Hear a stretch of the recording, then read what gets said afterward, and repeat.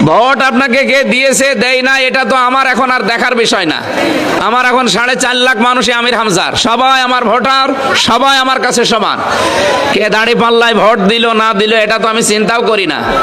অথচ আজকে কুষ্টিয়ার বটতলী ইউনিয়নের ভাদালিয়া, বড়িয়া, টাকিমারা, এরপরে মনোহরদিয়া, এই সমস্ত জায়গাতে শুধু দাঁড়িপাল্লায় ভোট দিয়েছে। এই জন্য বিরোধীতে যারা আছে তারা এদেরকে আজকে দেখলাম রক কেটে দিয়েছে।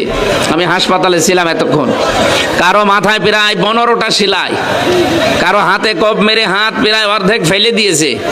এই সমস্ত সন্ত্রাসী কর্মকাণ্ডগুলো যারা করছেন তারা নিজেদের পায়ে নিজেরা কোড়াল মারছেন। আপনারা টের পাচ্ছেন না যে কি বিপদ আসতেছে সামনে আপনার?